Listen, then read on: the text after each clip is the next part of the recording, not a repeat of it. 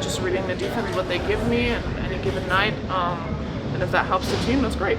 How did you all tighten up defensively, especially after giving up 27 points in that first quarter? Just being more physical, being in passing lanes, being really physical in the screening action, switching a little bit more in order to be aggressive, and just also being a little bit more on the boards.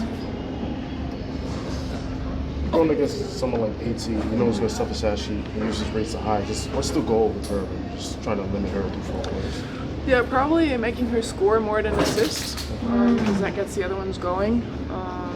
But yeah, it's hard to, she has the ball a lot in the offense. She's a really good player, so it's hard to stop that kind of player. But we tried our best, and she scored a little bit more than usually, I think. So it was good for us. Worked out.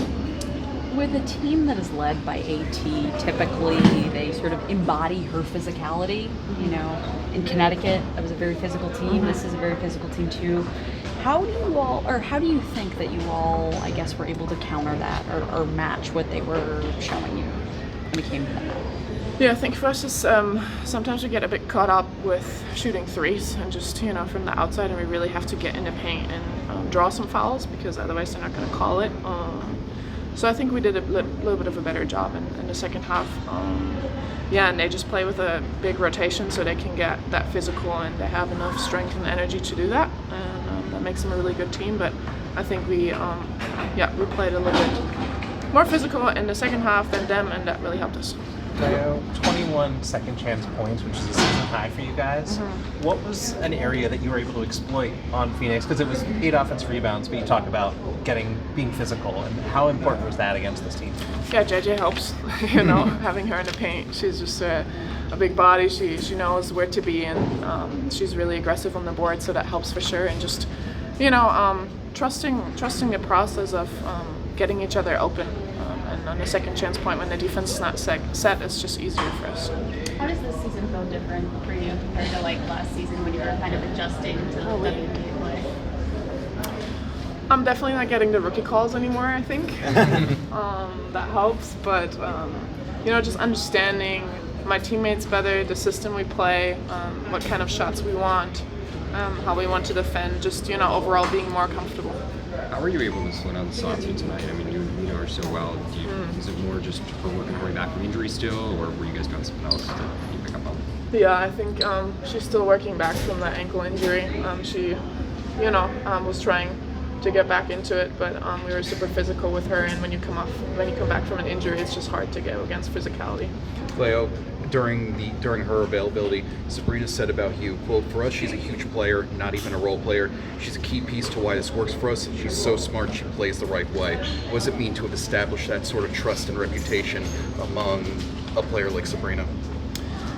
Yeah, I mean, obviously it's really good to hear that, but also I understand that we have a team with really great players, and then any given night they can step up, and we're happy for anybody who's going to perform and who's going to help us to win. So it's nice to hear that, but I'm also would be really happy for any other player in that position. I want to ask you about Kennedy Burke's defense, considering how she did against Alyssa and Satu. Can you talk about Kennedy Burke and how she played in your mind?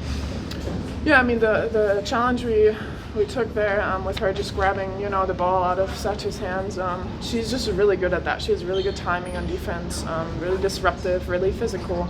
I just love to play defense out there with her. We understand each other really well, can switch everything, and yeah, just love her on defense. I won't throw too many numbers at you, but right now you are far and away the most efficient shooter in the league. Is that something that you're aware of or that you pay attention to at all? No, not really. Just trying to get the ball in the basket. Leo, I'm curious, Stewie had a rough outing shooting the ball, but from being on the floor with her, what, I guess, are you seeing and feeling from her, even when she's not scoring the ball at a high level? Yeah, Stu is always going to do whatever the team needs, and that's exactly what she's doing. She's very disruptive on the defensive end, on the boards. She's helping us getting second chance points. So long, so she's doing it even though maybe she's going to miss some layups or some threes. She's impacting the game. So Phoenix seemed like they were a little softer on Sabrina, less trapped in maybe the first 2 games.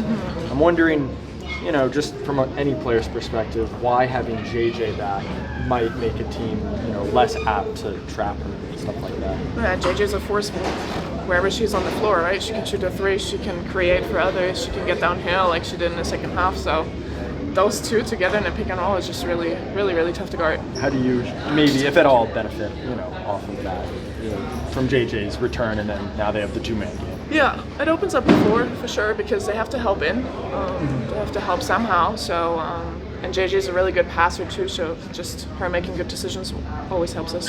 Leo, it also was Pride Night, and there was just a lot going on in the arena. I don't know how much you all are able to notice what's going on, like with the rainbow fans and just a lot going on. I just want to know, have you ever played overseas with anything sort of like this, this type of theme night for Pride? And if so, what does it sort of feel like? For sure not. We don't really have that overseas. I think the organization does a really good job of getting these theme nights. It's not only the Pride night, it's, I think it's a sneakerhead night or any other event. I feel like it gets people get really excited to come to the game, and they're always loud, and it's just good atmosphere, and I just love to be in that kind of atmosphere and play for them. Leo, real quick, just besides the X's and O's, how much does going out to a pottery class with Breanna Stewart kind of help you guys on a night like tonight where you're down by 12 points? How was that experience for you, and how much does that team bonding kind of like help you guys out? Yeah, I don't think it specifically helped us out today, but in general, we just have really good team chemistry. And we always enjoy being around each other and doing stuff like the pottery class. It's really cool that Stewie organized it and we were all part of it and just had fun together. You had there was a bit of a lid on the basket for you guys at the start of the game, but you were very intentional about getting downhill, drawing those fouls, and that kind of helped you tread water a little bit while you were trying to get those shots to fall. How do you make that adjustment in game to know, okay, shots not falling, we need to be the aggressors here? Yeah, I think it's a goal from all of us, and Stewie and Tosh, they make sure to remind us every now and then to just we got to get into the paint for them to call fouls or to get easy points, right? Or just cuts, drawing kick, like easy stuff for us, so we don't have to work for it that much. And I think sometimes we just settle too much for the three. Bryce? Hey, Leo. It felt like early on AT was forcing a lot of switches, making the guards switch onto a lot in the post, and it felt like as the game progressed, you guys were able to sort of like shut that off a little bit. Just how did you think the defense sort of like picked up to make things a little bit more challenging for throughout the night? Yeah, as you said, like we picked up the defense, we were pressuring more. I think JJ did an amazing job on her, and just making it really tough for her with her length, and then just all of us just fighting through screens so we don't have to switch that much. Yeah. And Phoenix is mentioning that they sort of saw this game for themselves as a measuring stick. I know you guys had lost the first two games. They were, like, circumstances contributed to it, but how do you think a win like this against a contender sort of like gives you guys that extra boost as you start preparing for the road next week? Yeah, honestly, for me, I think it was more of a must-win because they won the first two, and we were not going to lose another one against them. And if we want to win it in the end, we have to win against anybody. So for me, that was more the mentality that we went in the game with, and but that's how we approach every game. Leo, you talked about how great John was to kind of keep it overseas. John was going to Fenerbahce season. Yeah. And then with Valencia, you might see her in the EuroLeague. So have you had any conversations about that potential matchup? Yeah, just talking some shit, But she's going there, I think, only in January or later, so we might have a chance, because we have them in our group, so it's good that we don't meet her that early. And then maybe one player that's also going to be over there, Raquel Carrera. Maybe do you want to share some words about Liberty fans that may not know what she can provide possibly in the future for Liberty? Yeah, I played last season with Raquel, and she's a player with a really high IQ. She understands basketball. She can play the 4, the 5. She's mobile, versatile. She can pass the ball. I just love to be out there on the court when she's healthy with her, and I'm excited for next season. Thanks, Leo. Thanks, guys. Thank you, Leo. Thank you. Thanks, Alyssa.